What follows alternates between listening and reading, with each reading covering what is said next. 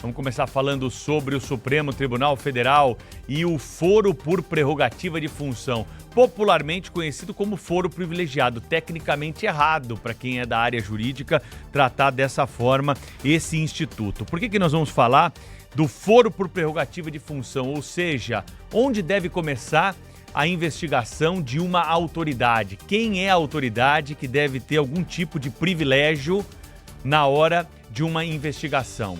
Isso que o Supremo Tribunal Federal vai discutir. Já discutiu em 2018 e definiu o seguinte: o foro por prerrogativa de função vale para crimes cometidos no exercício do cargo e em razão das funções a ele relacionadas. Agora o Supremo pode ampliar esse entendimento para o momento em que a autoridade deixa o cargo, seja por demissão, seja por afastamento, qualquer outro tipo dessa natureza.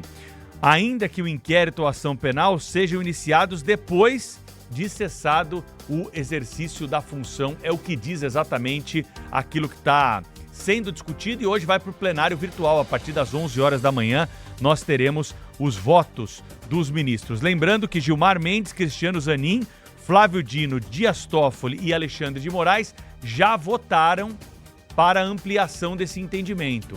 Tem um caso concreto que tem um impacto direto sobre isso, que é justamente a situação vivida pelo ex-ministro de Direitos Humanos do governo Lula, Silvio Almeida, que é acusado por crime de assédio sexual.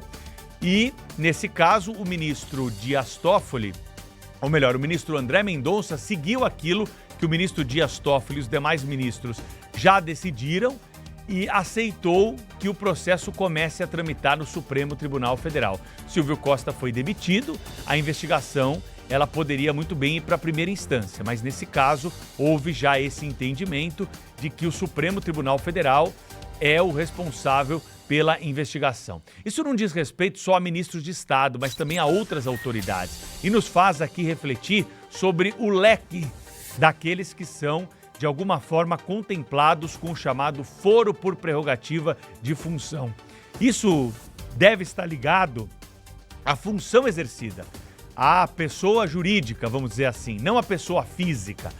Por isso que o legislador colocou dessa forma na nossa Constituição, para proteger justamente o cargo. E o Supremo acertou em 2018 ao limitar o chamado foro privilegiado, porque você tinha uma banalização desse instituto no Brasil e um protecionismo para muitas situações que acabavam não resultando naquilo que a população quer. Um julgamento justo, um julgamento que possa ter todas as condições, assim como qualquer um do povo.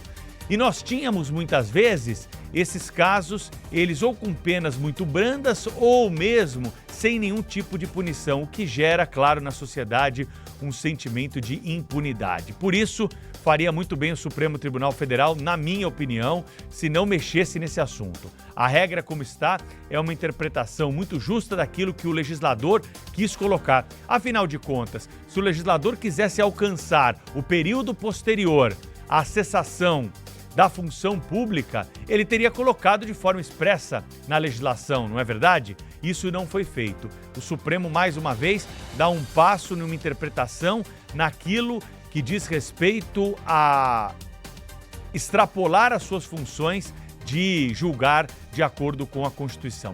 E vejam só, se vocês pegarem o voto do ministro Gilmar Mendes, ele leva em conta situações políticas.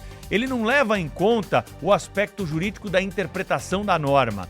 Ele traz no seu voto histórico político de julgamentos daqueles que são beneficiados pelo foro por prerrogativa de função. Ou seja, mais uma vez aqui nós precisamos pontuar que esperamos do Supremo ser um guardião da Constituição Federal, ser um guardião do texto legal e não um Supremo que esteja aí para colocar normas, fazer interpretações elásticas do nosso ordenamento jurídico e muitas vezes até extrapolando nas suas funções, como nesse caso.